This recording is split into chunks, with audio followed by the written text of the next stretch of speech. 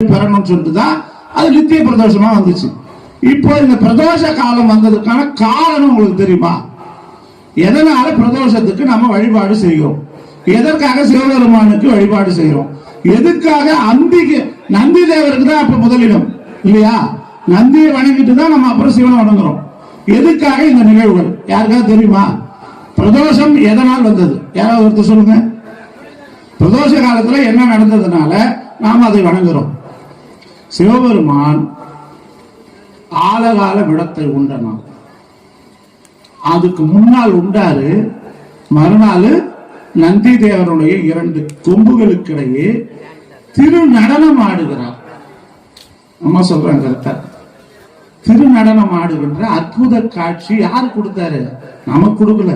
தேவர்கள், முனிவர்கள், சிவகணங்கள், இந்திராதி முதலிய தேவ பெருமக்கள், பிரம்மன், மால், அயன் அத்தனை பேரும் யாரு அவருடைய மனைவியோடு எழுந்தருளி இந்த திருநடத்தை கண்டு கழித்தார்கள். அப்போ இந்த ஆலகால விஷத்தை உண்ட அதுக்கு முன்னால மறுநாள் திருநடனம். இந்த ஆலகால விஷம் எங்க இருந்து வந்துச்சு? ஆலகால விஷம்னா என்னது? அதையா இவரு சாப்பிட்டாரு தெரியுமா? விஷத்தை சிவபெருமான் ஏன் சாப்பிட்டாரு? இப்போ சொல்லுமா? ஆமா, உலக நன்மைக்காக தான் சாப்பிட்டாரு. இல்லைன்னா நம்ம எல்லாம் இல்ல. அதனாலதான் அவருக்கு நஞ்சுண்டான், நஞ்சுண்டேஸ்வரர், திருநீலகண்டர்னு பேரு. இப்போ எந்த இடத்துல இருந்து இந்த நஞ்சு வந்துச்சுன்னா பார்க்கடலை கடைய சொல்ல வந்துச்சு. பார்க்கடலை எதுக்கு கடைஞ்சாங்க யாருக்கா தெரியுமா? சொல்லுமா?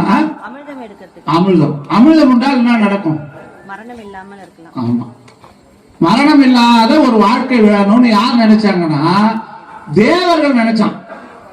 தேவர்கள், அசுரர்கள். இப்ப 2-3 கட்சி இருக்குதுல்ல, எதிர்கட்சி, ஆளுங்கட்சி. அது மாதிரி ஆளுங்கட்சி யாருன்னா தேவர்கள், எதிர்கட்சி யாருன்னா அசுரர்கள்.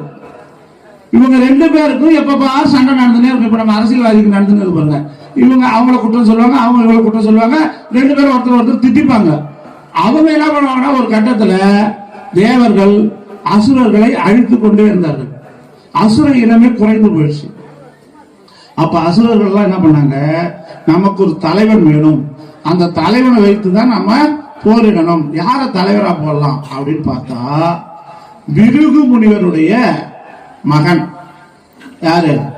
அவர் பேரு சுக்கராச்சாரியா. சுக்கிரன் சொல்றல, நவகிரகங்கள்ல வெள்ளிக்கிழமைக்கு உரியவர் சுக்கிரன். வெள்ளி நாணயத்துக்கு உரியவர், வெள்ளி உலோகத்துக்கு உரியவர். அவரு அசுரர் குலத்துக்கு தலைமை பொறுப்பு ஏற்கிறார்.